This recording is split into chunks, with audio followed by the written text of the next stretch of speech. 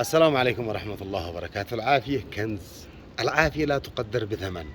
أشكر الله على عافيتي، واشكر المتابعين الذي دخلوا علقوا على الصورة الذي نشرها أيمن المناحي الذي فيها دعوا لي بالشفاء العاجل. أقسم بالله إن الدعوة تنفع، الله يستجيب الدعاء. الله قال ادعوني استجيب لكم. والله اننا بفضل الله ثم بفضل دعائكم اتباخرت. الحمد لله والشكر لله على كل حال.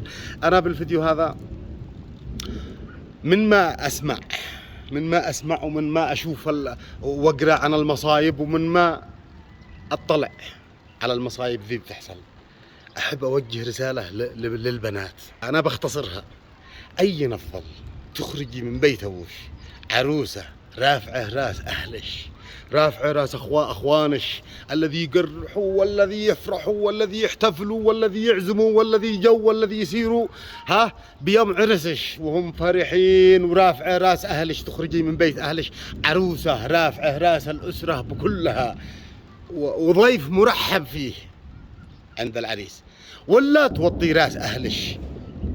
لا تصدقيش هذا الذي يدخل يقول احبش، لو هو يحبش انه جاء دق الباب، ما يجي يبزش ويخليش تهربي انت وياه. يعني اذا مش قادر يتقدم لش، او انه اهلش ما يشوفش هذا الشخص المناسب لش، او مثلا مش قادر يتقدم لش انه ما يعني ماديا مش قادر يتقدم، تفكروا بالهروب. طيب ماذا بعد الهروب؟ ايش الذي حيحصل؟ مثلا خرجتي من بيت ابوش معه، ايش بعد الهربة؟ ماذا بعد؟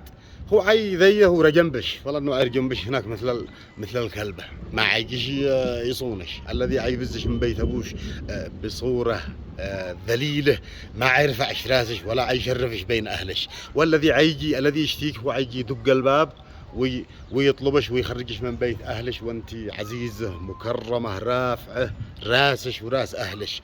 يا حياتي انا احبش، لكن انا اموري صعبه، بس ايش نفعل هذا؟ وهي تقول له والله ما انا داري كيف نفعل. طيب نهرب.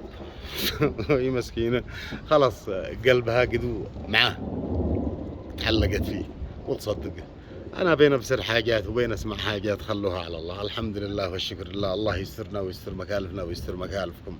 وأنت يا أخي صون مكالف الناس لجل يحول الله من يصون مكالفك. لا تآذيش بنات الناس ولا تراسل بنات الناس لجل ما حد يراسل بناتك ولا حد يراسل خواتك. انت لا تقول لا تطرحش طريقة الهروب على بنت ناس.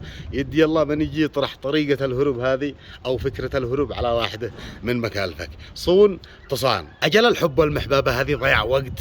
انت لما تجي شوف كم ساعات تمر عليك في الليل وانت جالس تراسل واحدة او هي جالسة تراسلك، كم ساعات تمر عليك طول الليل وانت هذاك الوقت استغله في حاجة تفيدك. الحب في الشباب هذا مصيبة. اذا انت شباب مراهق ودخلت هالحب هذا، اقرا على نفسك الفاتحة. اذا لم صحصح فوق. اذا انت عاد تجلس في هذا الحب والمحببة، انت تضيع نفسك. شوف، فكر في مستقبلك، صاحب ناس ذو مناصب ذو راس مال، فكر كيف تدخل معاهم بشراكة. حتى ولو انت على الصفر، الحب دخلتها على الصفر، ادخل في مجالات النجاح من الصفر.